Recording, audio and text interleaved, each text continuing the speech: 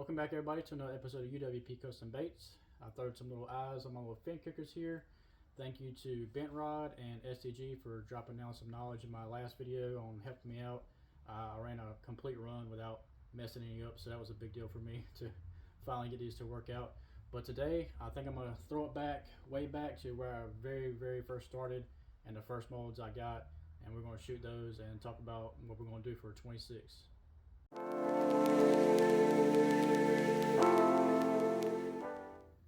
Okay, so I started my bait making journey back in 2020.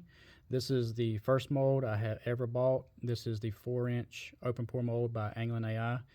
I ordered this mold in May of that year and didn't receive it until July. So that'll just give you a little bit of insight on their lead times back then. Everything is much faster now.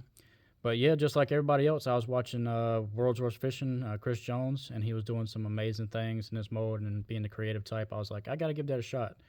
And I already had all my supplies, but I was waiting on my mold. But I'll throw up on the screen right now. I did some super simple, like 2-color, pours back then, and I've gotten much better now. But I still don't think they look too bad, and I still think they hold up. But we are going to do some more of those simple colors today, because back then I didn't have a hot plate, and this video is going to be a throwback video. So I'm going to show you what you can do, just super simple, with just a mold and no hot plate. But this is the first mold I ever received, so we are going to pour that one today. Okay, so this is the second mold I ever bought. This is Epic Bait Molds 3-inch Inshore, obviously, because it's written on there.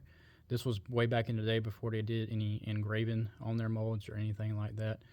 But this was a fun little mold to shoot, and this was my very first mold getting started into injection mold. So at the time, I really wasn't looking at injection molds because I didn't have an injector, and it was during the big C. So a lot of things were sold out and on back order, and people couldn't get supplies to make new parts for injectors and all kinds of crazy stuff during that time. But my business partner, Alan, you saw him catch the big trout in the last video. I was trying to explain to him what injection molding was, because, he's seen some of the hand pours, and he was like, well, what's an injection mold? And I was explaining to him what it was. He's like, well, you know what?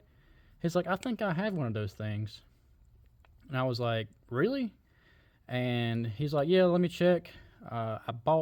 He bought a lot of stuff off an auction one time, and apparently this injector was in there, and he brought it to work and showed it to me, and I was like, yeah, I'm pretty sure that might work. So this is just probably some no brand name El Cheapo injector, and this is where I got started. I will recommend it for somebody beginning, but if you can save up, I would not recommend this one, but just because it's super thin wall, and this end likes to pop out here a lot. But yeah, just super cheap, but it works. It gets the job done. But this is where I started. I had a cheap injector that I got for free, and I did spend some money on the mold here, because at the time we were doing a lot of inshore fishing, and Epic molds just look so good, and it still holds up really well. And this is a fun mold to shoot. So I'll throw up some of the very first ones I did. I did do a 2-color for my first ones. I did a little tail and just a white body. So we're going to do a tail and white body. Well, I don't know if I'll do white body today, but we'll do a tail in some color. I don't know. Maybe some ring melts or something I got laying around. But yeah, I'm going to show you a 2-color in this, and then a 2-color in the open pour. And that's where I started, and that was my beginnings of UWP Custom Baits. Okay, we just got some ring melts here. That is some golden brim I had left over, and I have some chartreuse here.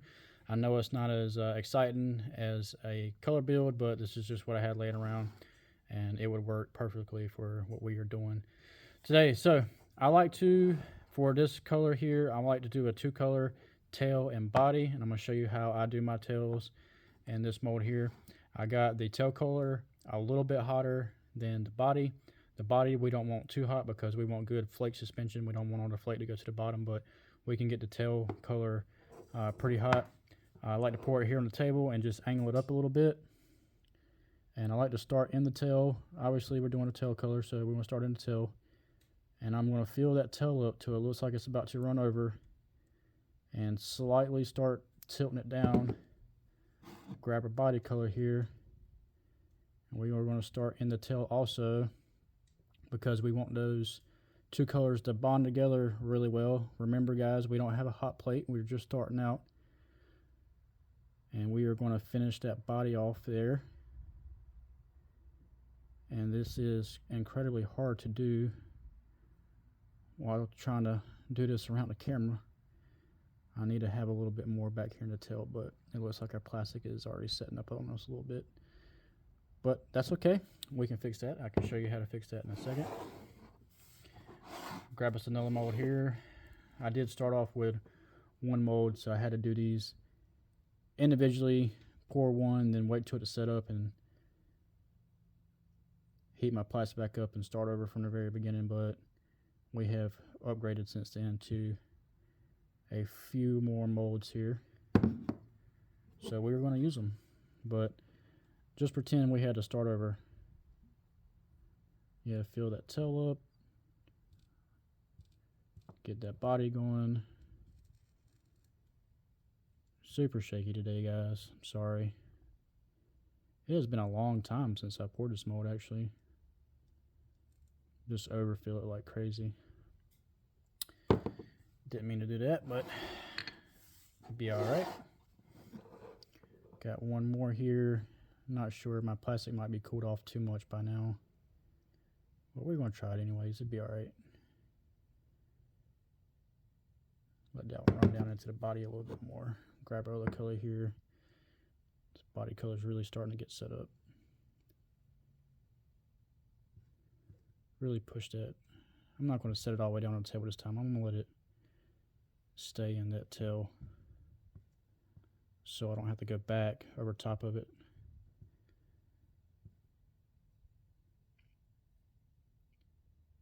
Now I'm going to set it down, let it flow back towards the front a little bit, and top her off. I think that was the best one yet. We're going to see how it looks cooled down, but yeah, that is the 4-inch open pour swimming mold by England AI. Super simple, two colors. You can see this one has a really big dent in the tail there. Hold on, let me try to get this to focus. Yeah, really big dent in the tail there. That's just because the temperature change in the mold. But I will show you how to fix that. All you have to do is take like a heat gun and heat it up and it'll level back out. But yeah guys, super simple. We are going to get these cleaned up a little bit. I over poured that one some, so we're going to clean that edge up and hit this one with the heat gun, and we will show you what they look like right here in a second. Okay, so like typical UWP fashion, I already started heating this mold without hitting record. So what we're doing is we just have the heat gun here. We had a little divot in the tail, which most of it's gone now because I've already been heating it up. But we are just going to go back and forth and heat this up with the heat gun and get that plastic back hot so it can flow back together and level this mold off, because the temperature change had that little divot in it. If you have a hot plate, this usually isn't an issue, but if you're just starting out, you might not have the money for a hot plate or whatever. You can just have a simple heat gun and go back and forth and level the top of your mold back off. If it bothers you, it really doesn't affect the bait or the action that much, but you know, it just gives it a lot nice, cleaner look. So we're going to go back and forth on this and heat it up a little bit and just get it leveled off. All right, while we are waiting for the 4-inch to cool down, we are going to go ahead and get our tails started. In this, we are going to do a tail body just like those. But in order to do that, we have to shoot the tail color first, obviously. So I got the plastic kitted up. I got my free 99 injector here, and we are going to shoot these. This injector feels really odd holding it. It is so much smaller than my other ones. I'm not used to this. It has been a while. It wasn't after this that I soon upgraded to an injector I got off eBay. It was just a no-name injector I bought secondhand. Like I said, this was during the Big C, but this one did get me by for a while. until I upgraded, and I have bought several others since then. But you know, if you're just starting out, this one will get the job done. You just have to be super careful putting your plastic back in a cup, because there's no locking mechanism on the end of this, and you can shoot it back into the hot plastic. So that is something you have to watch out for these style injectors. Alright, our mold's cooled down. Let's pop these out and start cutting our tails. And while we're cutting our tails, we are going to talk about what is in store for 26. So I have a couple goals in 26. One is to make new YouTube videos. I have been out of the game for a while now. I've tried YouTube a couple of times and just never really felt like sticking to it. But for 26, I'm going to try my best to upload videos weekly, or at least twice a month. And then I have a goal of, hopefully by the end of 26, to hit the goal of 1,000 subscribers. So I would really appreciate it, anybody watching, to go ahead and subscribe if you made it this far in the video. And I think maybe for 26 we are going to get a shooting star. Maybe I think that's our next thing to move up into. I got plenty of dual injectors and things like that. I don't have a triple yet, so maybe a triple injector, but I'm really feeling like that shooting star. I feel like we can do a lot of cool things with that. But to cut the tails for these 3-inch Inshores by Epic Bake Molds, I like to come right above this top fin here and just whack it off right there, right behind that top fin. And then I'm going to show you how I cut them down from there. A lot of people will come in here and just cut them straight and throw them back in the mold. I don't like to do that. I like to add a little bit of shape to them for the plastic to wrap around them. But we are going to sit here and get all these cut real quick. Alright, so I got all those tails cut, and I like to go around and make this little shape here. Like I said, a lot of people like to shoot it and just do it flat. I think it holds up a little bit better if you add a little bit of plastic that wraps around it. So I just come in here and cut a little angle like that on one side, and the same thing from the other side. So you kind of got like this triangle thing going on like that, and then I do it on one side, and then I go back and do it for the other side. So you're basically doing this little maybe pyramid or sharpened pencil looking type deal. And when you shoot the plastic back in there, the plastic will wrap around this, and I just feel like it holds up a little bit better. So we're going to do that for all of these, and then we are going to get them back in the mold and shoot the bodies. Okay, placing our tails in the mold. So sometimes you can get them to go in there really easy, but sometimes you might have to put a little bit of oil on there, which I feel like we might have to do to get it to close back. I don't know, that one went in there pretty good. Sometimes you do have to put a little bit of oil. I'm just going to go ahead and show you that. I'm just going to go ahead and show you how I do that, just in case. I like to put a little drop of oil off to the side over here somewhere. Doesn't have to be on the mold, can be on your little table or anywhere. And I like to take the tail and just put it in that oil a little bit. I don't like to get the oil, just don't get the oil on this part that you want to bond with the plastic for obvious reasons. But dang, see, that one was like super old, jumped right back out. But they just go in there a little bit easier if they're oiled. And I like to take a little bit and put it on the top of it right there, so you can slide the other half on without it getting mashed up or anything like that. So yeah, that's how I like to oil my tails. I just put a little drop to the side, so I don't try to make a great big mess and get it all over the parts we don't want it. I just do this little action here. Sorry if you can't see it on camera. I'm still trying to mess around with my camera angles and all that. I'm kind of blocking the camera here from what I'm doing. But yeah, just put a little dot to the side, put a little bit on it like that. Nothing crazy. Don't get a whole amount, a great big large amount. I see people get oil like everywhere, and you don't have to do that. Just a little dab will do you, and that'll be it for that. So we are going to get this put together and get our body shot. Okay, here we go for our bodies. I do like to bond the bodies a tad bit hotter so we get a good bond and hold a little bit of pressure on her.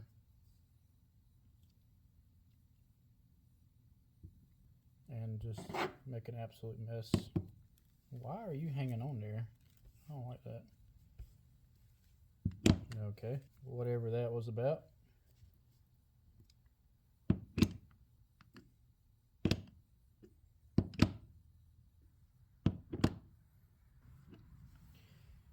And that is going to be all she wrote for those. Get these topped off. Get my injector cleaned back out. And when they cool off, we are going to reveal everything. Okay, molds are cooled off. First up, let's check out our AI 4-inch swim baits here. See how they turned out. I went back and cleaned them up, hit them with a heat gun a little bit, leveling them out.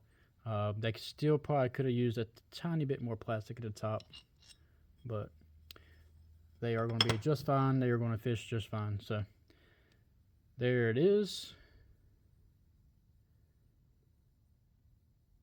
with the tail all poured in there. You might see some slight cold cracks, but you don't have to worry about this tail coming off since we poured that hot plastic directly into the other plastic, so it is very well bonded. You do not have to worry about it coming back off. Is that the way to do it? I really recommend a hot plate if you are going to get into the hand pours. It's almost necessary in my opinion. Even if you have to get one from marketplace or garage sale, whatever, it doesn't have to be a crazy fancy one. I started out with a super basic Walmart griddle, and it worked just fine. So here is another one. Check that out. And our last one here. Sorry guys, I'm having a hard time keeping stuff in frame today for some reason. Another one there. Super simple color, but it will absolutely catch fish. Nothing wrong with that.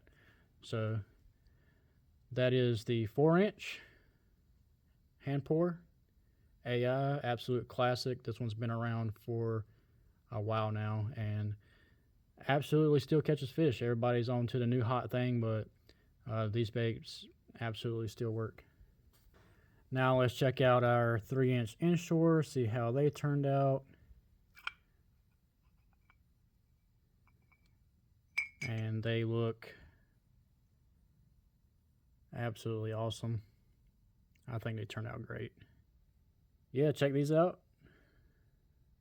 I don't know if you can tell, but the way I was talking about those tails, cutting them down in that shape, this body comes and wraps around and you get plastic kind of like on the outside of your tail, so it kind of wraps around it, and makes for, in my opinion, a better bond than just cutting it off straight and putting it in there and trying to get the plastic so hot to melt that next layer and bond them together that way straight. This way the plastic wraps around that tail, and you don't have to worry about it really coming off, because I've done this enough when I very first started, and I was literally like, I didn't know what I was doing, and I was casting and the tails would fly off and stuff like that. But most mold manufacturers now, if they make a tail mold, it's designed in a way for that plastic to go around that tail with some type of mechanical bond and really hold themselves on. So, but if you don't have that, this is another way to do it, and it works really well. So yeah, there's a handful of 3-inch inshores by Epic Bait Molds, and like I said before, these still absolutely catch fish. I've caught fish on these many a times, and I will still throw them. It just doesn't get as much love as all these new molds come out today, fin kickers, everything, all these new fancy stuff, but these still absolutely work, and they are a nice little perfect size to be throwing in my area. But yeah, that is the 3-inch inshore by Epic Bait Molds. All right, that's going to do it for today's video. That's all I have time for tonight. I think this came out super clean for what we had to work with. Like I said, this was my back to basics video. This is where I got my start. And I didn't have a ton of colors. I didn't have a ton of molds. One of the items that was given to me for free, or I wouldn't even probably been doing injection molds to get my start. But yeah, if you're looking into getting into bait making, you don't have to spend a ton of money. You can thrift some stuff, you know, just save up, get one color at a time. You can still pull off some cool looking baits with just very basic materials. So that is going to do it for me. It is officially 26, my first video of 26. And like I said, some of my goals for 26, I would like to reach 1K subs sometime, maybe by the end of the year.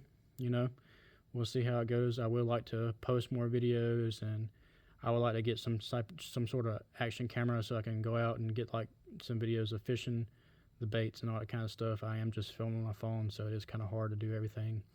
I would like to upgrade my mic and, you know, just all that stuff. So yeah, let me know what you think. If you have any questions or anything like that, drop it down below. I would appreciate it. If you are here and you're not subbed, just, you know, hit that button. And that is going to do it for now. So yeah, I will catch y'all on the next one.